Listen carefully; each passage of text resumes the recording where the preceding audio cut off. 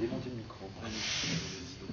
Sur ce qui diffère, on a l'impression que là tu vas vers une forme radicalement différente là pour le prochain, ou quelque chose de plus évidemment soigné, moins dans le collage, la superposition et... Non. Alors, le prochain, en fait, en même temps, c'est exactement la même idée que celui-là. Donc on peut me dire, t'avances pas, il y a je sais pas, X années, t'as fait ça, maintenant tu fais ça. Mais en fait, et là, on répond, fuck off. non, en fait, le truc, c'est que dans le prochain, justement, là, en fait, l'idée, c'est que tout est très pauvre au niveau image, quoi. J'ai vraiment pas travaillé sur l'esthétique de l'image, j'ai vraiment pris du DV, je me suis dit, bon, c'est pas cher, on va faire tout en DV. En même temps, je crois que c'était un peu le début du DV aussi, donc c'était un peu genre, bon, ça venait juste de devenir assez abordable aussi. Et donc, on a fait le truc, et effectivement, ces effets spéciaux hyper trash comme ça, avec les images qui flottent, tout ça, c'est venu de cette sorte d'improvisation générale aussi, et d'invention un peu des systèmes de prise de vue pour le film. Donc le prochain, effectivement, ça fait un moment que j'ai travaillé ce film-là, et l'idée c'est que je voulais qu'en fait on voit davantage de détails qui seraient par exemple de l'ordre des maquillages de Jean-Luc, des choses qu'on ne pouvait pas voir dans le premier en fait. La ride. Voilà, peut-être, les rides, je sais pas. En fait, je voulais qu'on voit plus les défauts inhérents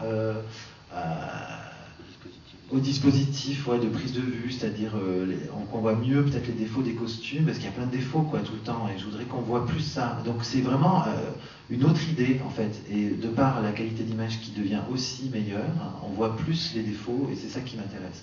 Donc ça serait une autre... Enfin, ça serait un peu l'identique de ça, mais en version autre, quoi. Mais c'est vrai que maintenant, je sais pas, je pense que dans le prochain, il y aura des effets spéciaux aussi hyper foireux, mais en même temps, maintenant, ça fait X années que j'en fais, donc j'ai plus envie non plus de faire tout le temps les machins qui font qui flottent dans tous les sens. Enfin, je pense que c'est bien de le faire une fois, là, c'était une fois, voilà. J'ai quand même mis super longtemps pour le monter, celui-là. Puis j'ai fait En fait, j'ai pas fait de tracking, j'ai pas utilisé de tracking, c'est vraiment des images que j'ai collées comme des calcomanies et que j'animais image seconde après seconde. C'est ce qui explique aussi des fois le truc qui barre dans le décor, les trucs qui sont complètement... Puis après il fallait le faire calculer, et des fois les résultats sont bizarres, et puis du coup je disais ouais bon allez là, c'est bon j'arrête quoi. Ça fait une semaine que je suis sur un truc de 3 secondes, je vais pas y passer la vie non plus quoi. Mais j'ai pas ce besoin de perfectionnisme non plus je crois. Comme c'est moi qui fais tout, en fait, les effets spéciaux... Heureusement. Donc le rat, comment dire, je sais pas, de toute façon il est même pas tourné, donc super. Mais ouais, en ça, ouais, ça serait peut-être plus proche d'un certain cinéma, mais en même temps, ça serait plus lisse, mais je voudrais pas que ça soit plus lisse vraiment, c'est pas ce que je veux, quoi, en fait. Voilà, c'est ça l'idée.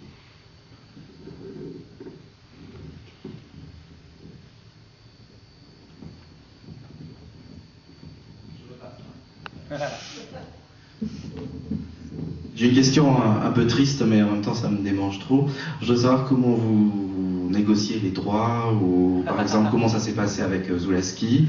Est-ce que vous avez ça vraiment entre potes, on lui dit pas? Tu vas pas être déçu. Est-ce que par hasard il l'a vu? Est-ce qu'il y a un retour de sa part?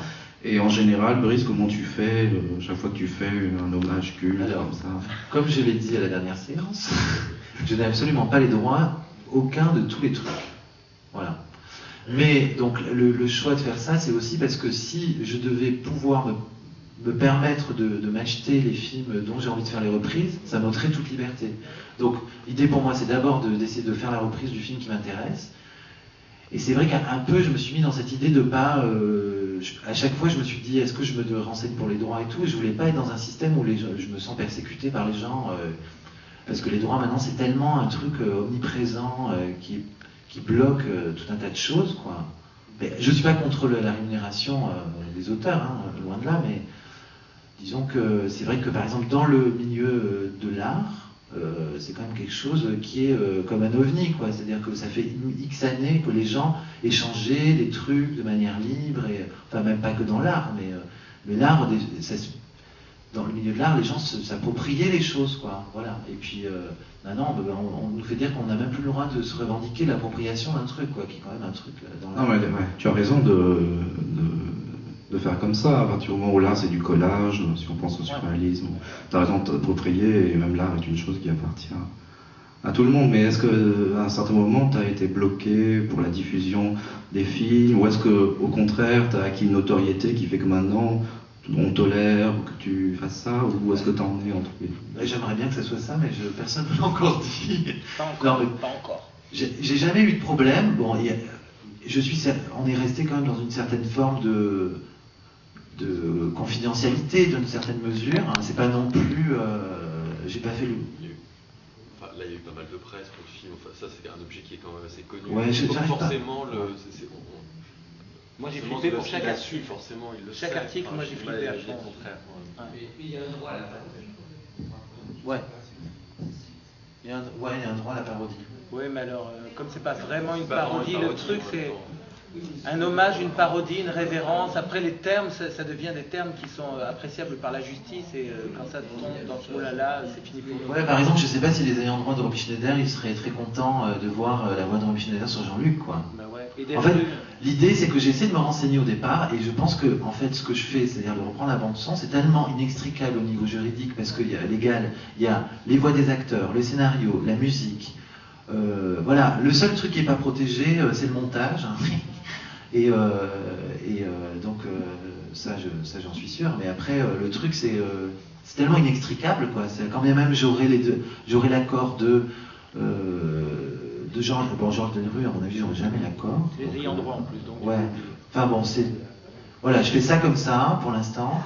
Mais bon, je suis en train de changer parce que c'est vrai que pour l'instant, ça me bloque. C'est-à-dire que quand pour moi, je sais pas, par exemple, mon film est passé en commission pour l'achat à Pompidou et qu'il n'a pas été acheté parce que j'avais pas les droits de la bande son, ça me fait chier, quoi.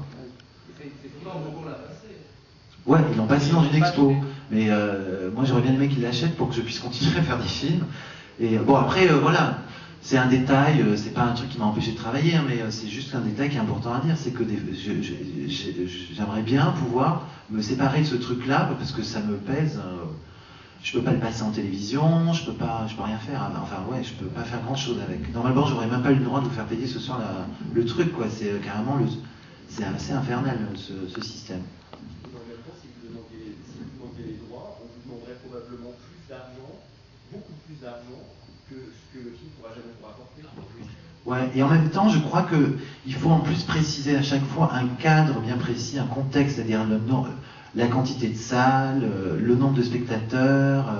Enfin, ces gens, c'est mortel, c'est-à-dire c'est pour des gens qui ne sont pas blindés aux droits d'auteur et aux trucs, ça devient décourageant, je pense, enfin, démotivant. Enfin, moi, ça me démotive d'avance d'ailleurs, mais j'espère que vous n'allez pas me dire. Non, je ne sais pas s'il le sait, j'ai jamais eu de retour en fait par rapport au. Puis il n'a pas l'air commode en plus. Oui, je crois qu'il a l'air de s'être arrangé un petit peu. Ouais. Franchement, à mon avis, c'est pas les réalisateurs qui vous embêteraient. Parce que je pense que pour un réalisateur, il y a quelque chose dans la démarche qu'ils font de l'ordre de l'hommage ou de l'animation, qui passe très clairement. La seule personne qui pourrait faire chier, c'est un producteur un peu mal argenté qui se dirait qu'il va pouvoir gagner un peu d'argent. Ou un ayant droit, parce qu'ils sont. Voilà, ou un scénariste, ou le musicien. En fait, quelqu'un qui serait assez loin en fait, de la personne qui a. Ouais. Je ne vois pas un réalisateur.